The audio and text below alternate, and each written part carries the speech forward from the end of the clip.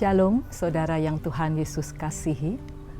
Akhir-akhir ini tanpa kita sadari atau mungkin kita sadari, sekeliling kita banyak orang membuka kedai makanan. Apakah itu mereka membuka sekedar hobi atau mungkin bisnis murni? Pada akhirnya ketika mereka punya tujuan yang sama, yaitu untuk memanjakan lidah para pengunjungnya, supaya mereka semua memiliki satu kebiasaan untuk makan. Sehingga saat ini saudara, kalau kita melihat setiap orang mengadakan rapat, pasti ada makanan. Setiap orang mengadakan apa saja pertemuan, 2 orang atau 3 orang atau lebih, di situ pasti ada makanan. Saudara yang Tuhan Yesus kasihi, berbicara tentang makanan, kita akan belajar dari seorang filsuf dari Yunani yang terkenal, yaitu Sokrates. Saudara, Sokrates memberikan satu moto hidup yang berhubungan tentang makanan dan kehidupan manusia. Sokrates berkata demikian, "Saya makan untuk hidup, bukan hidup untuk makan." Saudara, ungkapan ini mungkin pernah kita dengar atau mungkin baru saat ini Anda mendengarnya. Dan mungkin agak membingungkan artinya. Atau sebagian orang menganggap cuek saja. Yang penting saya makan, tidak perlu mengartikan apa arti makanan bagi hidup. Saudara, sesungguhnya ungkapan yang keluar dari seorang filsuf yang terkenal seperti Sokrates pastilah mengandung arti yang sangat dalam. Tidak sekedar diucapkan asal dia bisa populer. Nah, saudara, kita akan belajar lebih lanjut lagi sehubungan dengan orang percaya. Mana yang kita pilih dari ungkapan Sokrates tadi? Apakah sebagai orang percaya kita makan untuk hidup ataukah kita hidup untuk makan? Nah, sebelum kita pilih yang mana cocok untuk kita, mari saya akan memberikan satu definisi dulu tentang kalimat makan untuk hidup. Makan untuk hidup artinya bahwa makanan yang kita konsumsi itu betul-betul kita pilih untuk menunjang kehidupan kita supaya sehat, supaya kita kuat. Kalau kita kuat, kita bisa bekerja lagi, kita bisa cari makan lagi, serta makanan yang kita konsumsi bisa membuat kita umur panjang. Nah, dalam kalimat hidup untuk makan, artinya adalah prioritas hidup seseorang itu, materinya, tenaganya, waktunya hanya dipakai untuk makan saja, untuk mencari makan saja. Apakah itu makanan sehat, makanan tidak sehat, atau mungkin makanan murah atau makanan mahal, selalu dia ingin mencoba. Nah, orang seperti ini akan mengorbankan apa saja yang menjadi miliknya, waktunya untuk memuaskan perutnya, untuk memuaskan hawa nafsunya. Orang-orang seperti ini diperbudak oleh hawa nafsu untuk memuaskan perutnya, bahkan mungkin untuk gengsinya. Saudara, bahkan firman Tuhan juga mengatakan kita harus hati-hati tentang hawa nafsu karena makanan. Ibrani 12 ayat 16 firman Tuhan mengatakan, janganlah ada orang yang menjadi cabul atau mempunyai nafsu yang rendah seperti Esau yang menjual hak kesulungannya untuk sepiring makanan. Saudara, karena begitu laparnya Esau ketika dia pulang berburu, betapa dia memiliki hawa nafsu yang begitu besar melihat makanan yang harum tercium, dia tidak memikirkan lagi dampaknya. Yang penting dia perutnya terisi, sehingga dia menjual hal yang paling penting dalam kehidupannya, yaitu kesulungan.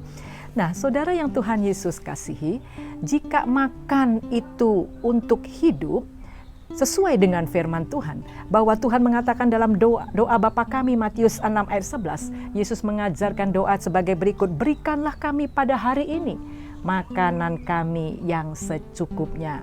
Saudara, kita bisa melihat perbedaan 2 ayat ini, mana yang harus kita pilih sebagai orang-orang yang percaya.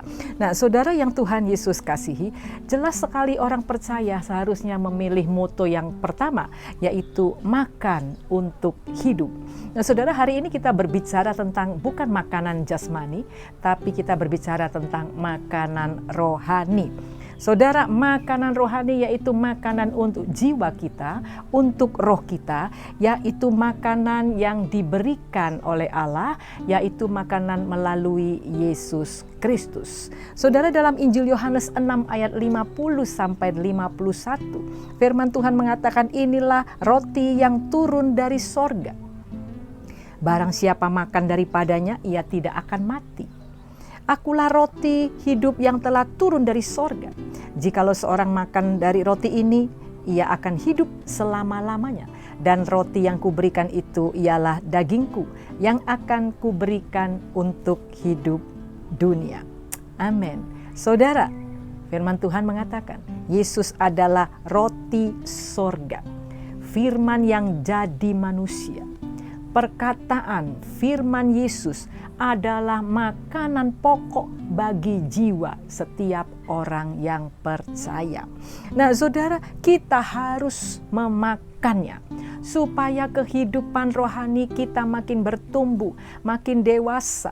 Supaya kita bisa memiliki hidup yang kekal, kita harus menikmati makanan ini. Nah, saudara, apa yang dimaksud dengan makan? Dari definisi saya baca dari Kamus Bahasa Indonesia, makan itu adalah memasukkan makanan pokok ke dalam mulut serta mengunyah dan menelannya masuk ke dalam perut. Lalu apa yang dimaksud dengan makan dalam arti rohani?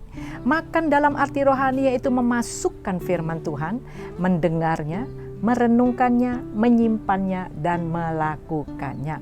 Saudara, Alkitab menulis ada 2 jenis makanan rohani yang harus dilakukan, yang harus dinikmati, yang harus diambil oleh orang percaya.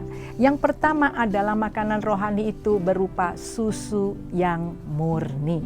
Kita baca dalam 1 Petrus 2 ayat 2. Dan jadilah sama seperti bayi yang baru lahir, yang selalu ingin akan air susu yang murni dan yang rohani, supaya olehnya kamu bertumbuh dan beroleh keselamatan.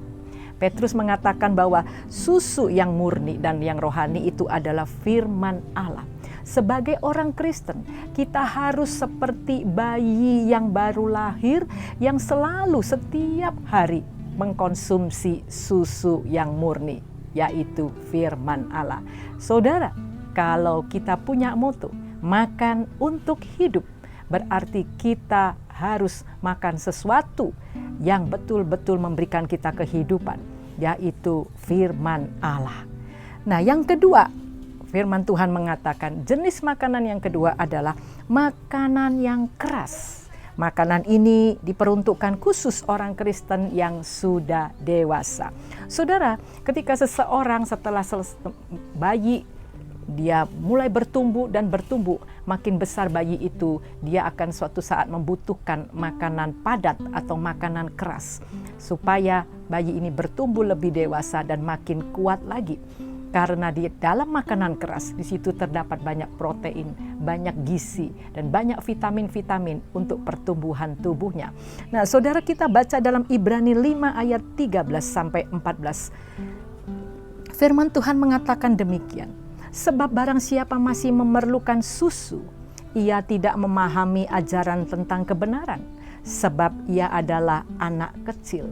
Tetapi makanan keras adalah untuk orang-orang dewasa, yang karena mempunyai panca indera yang terlatih untuk membedakan yang baik daripada yang jahat.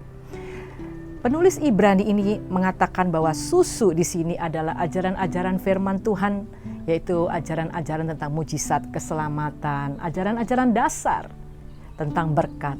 Nah, saudara, makanan keras di sini adalah ajaran firman Tuhan tentang penderitaan, tentang pengorbanan, tentang kesetiaan. Kebanyakan orang Kristen sekarang ini lebih senang menerima ajaran firman Tuhan yang berupa susu, mujizat, berkat.